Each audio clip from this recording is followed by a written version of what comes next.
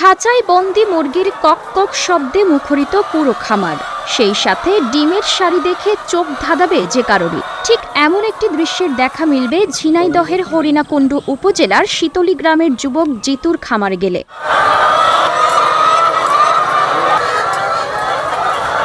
স্ত্রীর অনুপ্রেরণা আর স্থানীয় বড় ভাইয়ের দেখানো পথ অবলম্বন করে ২০২০ সালে ৭ লক্ষ টাকা ব্যয়ে গড়ে তুলেছেন জোয়ারদার এগ্রো নামের একটি লেয়ার মুরগির খামার। তারপর আর তাকে পিছু ফিরে তাকাতে হয়নি। বর্তমানে তার খামারে রয়েছে নাহার শেবিয়ার জাতের ৪,০০০ মুরগি। প্রতিদিন ২ বেলা করে গড়ে ৩,৫০০ পিস ডিম সংগ্রহ করেন জিতু। খামার থেকেই পাইকাররা কিনে নিয়ে যান সেই ডিম।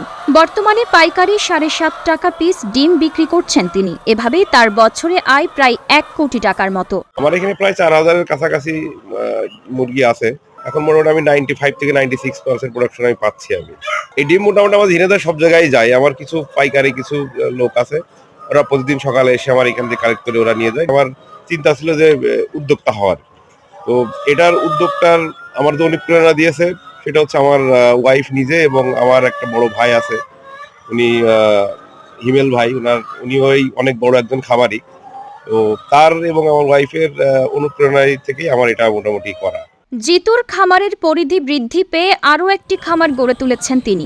এখন তার ডিম উৎপাদনের খামার সংখ্যা ২টি। পুষ্টিকর খাবার উৎপাদন ও দেশে আমিষের চাহিদা মেটানোর লক্ষ্যেই জিতুর এই উদ্যোগ। জিতুর আত্মকর্মসংস্থান যেমন একদিকে তাকে সমৃদ্ধ করেছে, অপরদিকে তার খামারে কর্মসংস্থান করে আর্থিক উন্নতি হয়েছে স্থানীয় যুবকদের। এখানে কাজ করে আমাদের সংসার চলে, এখানে কাজ না করলে আমাদের হয়তো হাত জুটত না। এখানে ডিম তোলা, তারপর আছে খাবারের পট, খাবার ভালোভাবে দেওয়া, পানির পট পরিষ্কার করা, মুরগি যেন কোনো কায়দায় অসুস্থ না হয় সেই দিকে লক্ষ্য রাখা। আমার নাম মোহাম্মদ আব্দুল হোসেন, আমি ক্লাস 10-এ পড়ি, এবার এসএসসি ব্যাচ।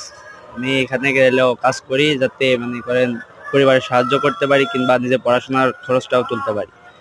এবং কি আমি এমন একটা উদ্দেশ্য নিয়েছি যে পরবর্তীতে আমি এমন একটা কাজ করতে পারবো। আমরা এখানে আছি মোট ৩ জন, আর আমার কাজ করেন খাবার দেওয়া, পানি দেওয়া, এগুলো আর ডিম তোলা। এখানে সকাল 7টা থেকে 11টা অবধি থাকা হয়, আবার বিকাল 3টা থেকে 4:30টা অবধি এখানে, আর রাত্রে একবার। এটা দিয়ে আমার পড়াশোনার কাজ করি কিংবা বাড়িরও হেল্প করি, এগুলো দিয়ে আমার মোটামুটি চলে যায়। জেলায় ২০২৫-২৬ অর্থ বছরে ৩৩ কোটি ডিমের উৎপাদন লক্ষ্যমাত্রা ধরা হয়েছে এবং ইতোমধ্যে ১৯ কোটি ডিম উৎপাদন হয়েছে। প্রাণী সম্পদ অধিদপ্তরের তথ্য মতে ঝিনাইদহ জেলায় মুরগি, হাঁস ও লেয়ারের ৬৬৭টি খামার রয়েছে।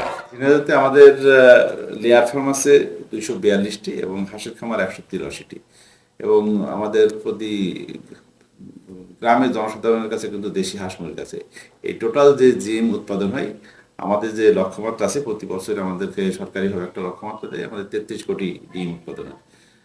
সেখানে আমাদের উৎপাদন হয়েছে প্রায় 19 কোটি, যা এই 6-7 মাসে লক্ষ্যমাত্রা অনুযায়ী আছে।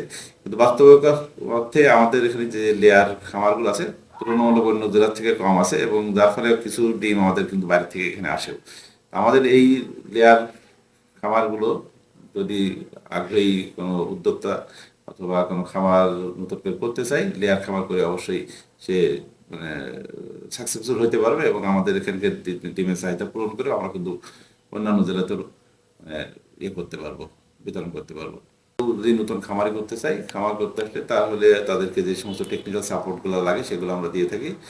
বিশেষ করে লালন পালন ব্যবস্থাপনা, খামার ব্যবস্থাপনা, এবং আমাদের যে ভ্যাকসিনগুলো আছে এগুলো আমাদের সরকারি মূল্যে আমরা তাদেরকে ভ্যাকসিন দিয়ে থাকি, এবং তাদেরকে যদি প্রয়োজন লাগে তারা আমরা প্রশিক্ষণের ব্যবস্থা করে থাকি।